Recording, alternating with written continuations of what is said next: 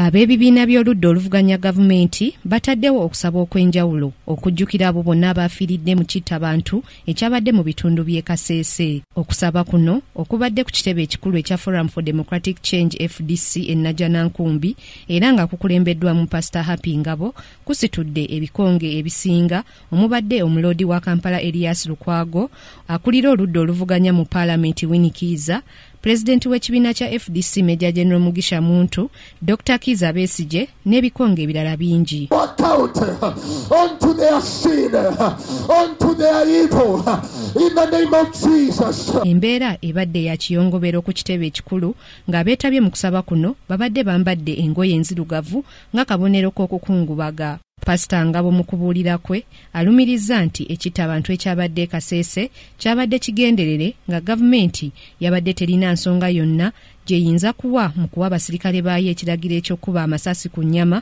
n'okutta kiyite shoot to kill. Abel is not dead. Abel's blood still speaks to death.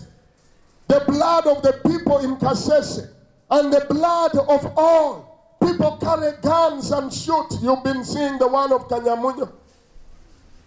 Ugandans have taken power in their own hands, killing your fellow human.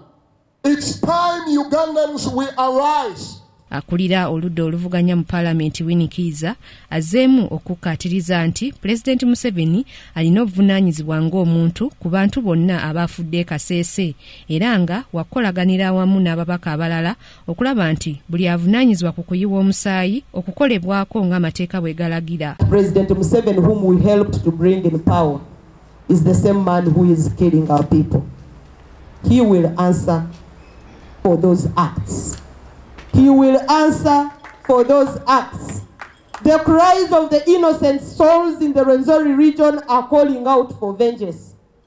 The cries of the innocent children who were killed on that day are calling out for help. And I know God will not keep quiet. Dr. Besigye nga y'omu ku beetabye mu kusaba kuno agamba nti Pulezidenti Museveni yalina obuvunaanyizibwa ku biragiro byonna ebyakozesebwa mu kittabantu e Kasese era kati kye kiseera asasulire ebikolwa bye. Mr. Museveni, who wants to chop up every part of the country and set people against others so that he may himself retain power. That is the problem that we face. I invite our brothers and sisters of the Businga bwa Rwenzururu to see beyond Mr. Museveni,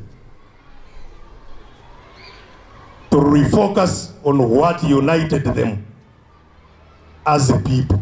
Ekittabantu e Kasese kyatandika ku nkomerero ya Ssabbiiti ewedde wakati w'abakuumi b'omusinga w'e Rwenzururu Charles Wesley Mumbere n'abasirikale ba gavumenti omwali abapoliisi n'amagye ne mufiiramu abantu abasukka mu 100 ate abasukka mu 140 ne bakwatibwa. Grace Nantale Kakooza, KTV Amalindirire.